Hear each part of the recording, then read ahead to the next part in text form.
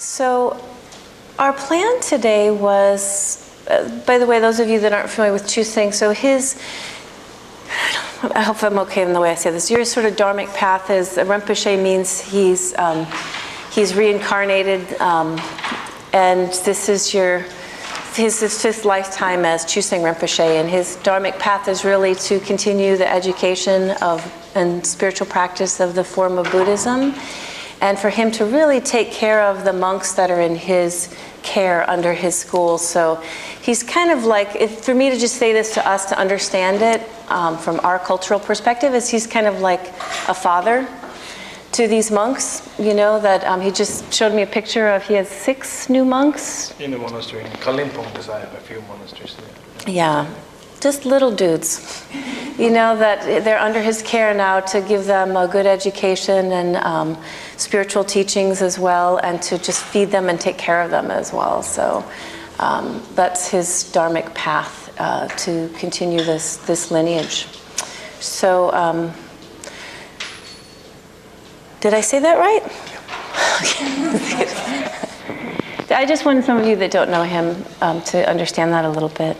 So what we planned to do today was I was going to give you the teaching that I have planned, a very short version of it, and then Chusang is going to share how this is part of what he does every day of his life as well, and we're going to offer prayer threads to all of you to set some intention today around what we're going to be speaking about. So Christine, can you get us the prayer bowl with the puja threads in it and the little scissors? I was going to say the knife, but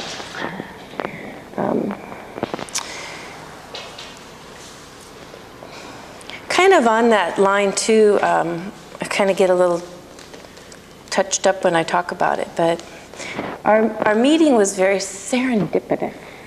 And I always feel that whatever is happening in my life, it's my dharma to share it with you. And so I always felt like our friendship was a gift. And so I've always been grateful to share Chusang with each of you, and the gift of the joy that he is to me and that he brings to us as a community as well. So the teachings have been about mental financing and about our energy banking. Where do you put your energy every day? So we went back to the quote that Richard asked himself, which is, what am I doing with this one precious life? And this was sort of a way for us to kind of look a little bit closer at how each of us are spending. Literally think of it as, how are you spending your life?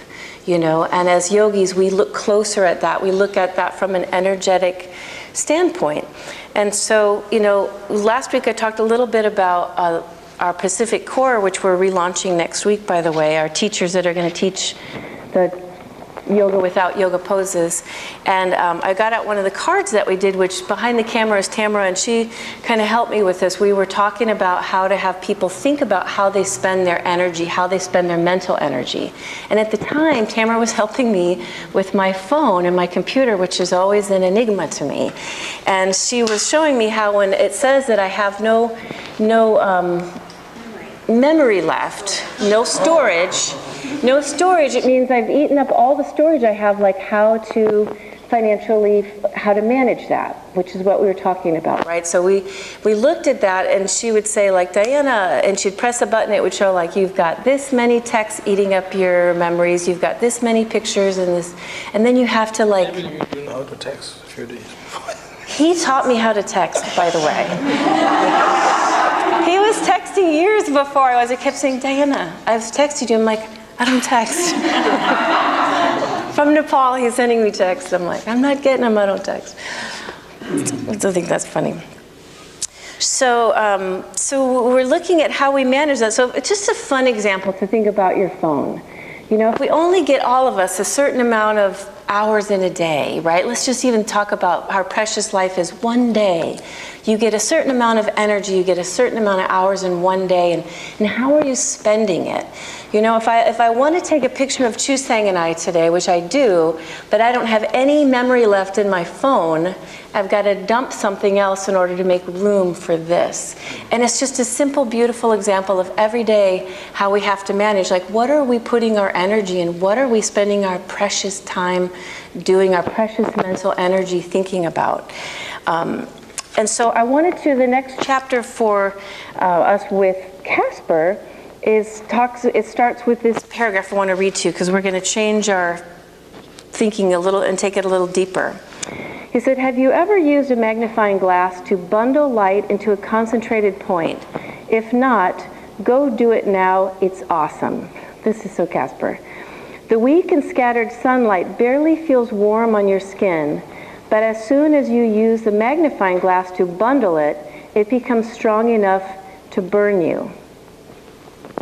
And then I was going to read all of this, but I kind of want to just talk about it instead so we have more time. I want you guys to think of this analogy. I mean, when's the last time you guys used a magnifying glass? Anybody? Use them, people who like read the newspaper? When's the last time you guys used a magnifying glass to start a fire? Ever? Chris? Yeah. We know it's possible. But Casper is a biology teacher, remember, so he thinks this stuff is like the greatest stuff on the planet. But the truth of it is, it's something actually in nature we've gotten so far of we don't even think about it. But if we took a magnifying glass out in the sun and held it to our arm, the warm sun, that's just this thing that surrounds us in this gentle way, it's scattered, right? All of a sudden, with the magnification, bundles light so much and bundles heat so much it would burn your arm. And this is a beautiful analogy for what we're talking about. I'm taking this teaching a little further for all of you. What are you spending your precious time thinking about? If you're spending your precious time thinking about love, which is very much a Tibetan tradition, the Dalai Lama is all about love. If you're spending your time thinking about love, it magnifies in your life. It has in my life. I think of Mary Wong. I was thinking of her this morning. She's probably one of the most joyful people that you know, right? She, and he's not here, so we won't mention him. But Mary's probably one of the most joyful people. Would you all agree to that? Mary spends most of her time, honestly, I'm a witness to this, doing stuff for other people. Just fun, like just little goofy things, big things, volunteering things. You know, I mean, the list can go on. But what I know about Mary is it's magnified in her life, her joy. Her joy is just like so big because that's what she focuses, that's how she bundles her light, you know? That's one example. So another example could be like someone who's just really stressed about their work or stressed about their relationship or stressed about something in their life, and they focus on that, and that's what they focus on. And they focus on it so much, it becomes like that bundled light again as well, and they become an angry person. They become a stressful person or whatever. It shows us that where we, you know, one analogy for me is like if I want to take a picture, I got to dump another picture. But where are you bundling your light? Where are you putting that attention? Is the question that Chusang and I ask all of you this morning for our teachings. And what I'd like to do is turn it over to Chusang to add something to that, and then to welcome all of you to come up. This is a tradition in India and Tibet, and it's a tradition, the Jewish tradition, many traditions, to have a prayer thread. And we're at the Shala constantly doing pujas and tying these on. And what the thread does, it's just, I always tell them this story, Chusang, of when I used to have Chusang always bring these back from India for us. I'm like, am I almost out of prayer thread? Chusang, bring us some prayer thread. And then this one time he came, his father lives in New York, by the way, and he came and he said this beautiful red thread for me, and he's like, I got this from a place called Michael's. And I'm like, oh, maybe we shouldn't tell the students. But I'm like, no, this is beautiful. Because it's just thread. Whether we got it from India or Michael's. Maybe Michael's got it from India. But the idea is it's just a piece of thread. But the beautiful thing is it's been blessed by our precious Rinpoche. And also it holds our intention. Like a wedding ring holds intention. It's just a piece of metal. but it holds my promise, you know. So, we'll hand it over to you, my friend. Diana, can you give him the mic? Yes. Anything you'd like. Well, good morning, everyone. I'm so glad that I have opportunity to see my old friends and also new friends here today. And I have not much to tell, but as a practitioner, as a follower of Buddhism or Buddha, I would say every one of us, we must rejoice what we have the life here now, especially what the fortunate one who is in a Laguna, this area, is the most precious life you have here, and it's important to how to use your life, because even your life, if you dedicate it for nonsense things, which is useless, so it's important for you to, as Diana said, it's important to use your life for benefit others too, not only the self. So that can be very, very, helpful for your daily life and also for the others. So we'll be going to be appreciate your, such as like you give an example of the Mary who is going to help the others. So that gives her the appreciation.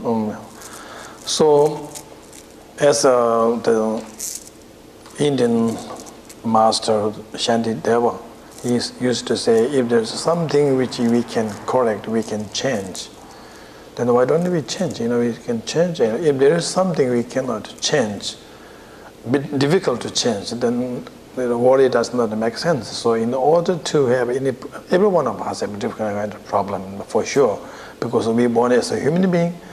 In the human life, we have so many problems. But the problem of suffering, a different kind of suffering. In the very beginning, we have suffering of birth, then suffering of sickness, suffering of aging, getting old, suffering of dying. So all those four main sufferings we have to go through. Even if we don't want it, we have to go through. Sometimes, certainly it comes much earlier than what we expected. Like, I'm sorry to say about our friend Richard. He has been also a very good friend of mine, and so this kind of thing, uncertainty or impermanent things happens. So what we need to do is, while we are alive, while we are able to help others, it's important to utilize that the potential to help others and be happy. Because the meaning of the life and the life, is to be happiness, to be happy, to be joy. But some people don't know how to be happy. So sometimes they choose wrong kind of method in order to solve the problems. So I'm happy to say that you all here, that you are very fortunate. You live around here and you join the classes from Diana here. Physically you can fit. At the same time, not only teaching the yoga, I also do kind of way of thinking, the spiritual practices you can get. That is wonderful. So it's very important. Even say just beautiful body does not make differences. If the person's hard, then nobody likes you. Even you're so beautiful, but it's there. So it's important to have two together. I would say really, maybe for the short time, okay. It won't last long. If you have a very good heart, very compassionate heart, it will last long. So I think here is the place where you can make both your physical and mental healthy. Thank you so much. So I think this is what I'm going to say. Everybody, including me, we have to practice these two things. So if you would like this morning to just make some intention around maybe that I do a little today. prayer, just few prayers we dedicate for everyone. Okay? Yes. We'll do the prayer first, and then if you guys would like to, Chusang and I will tie this red sign. So. Chanjo Zimjo Rinpoche Maje Banam Je Guruji Jeba Nyamba Meba Kone Kondo Pewara Jo Jewa Kondo Yanda Lama Dalme Chuye Bela Lonjuj 사단 람예 연대 rabzo nen도지 장게 고방 유로 도쇼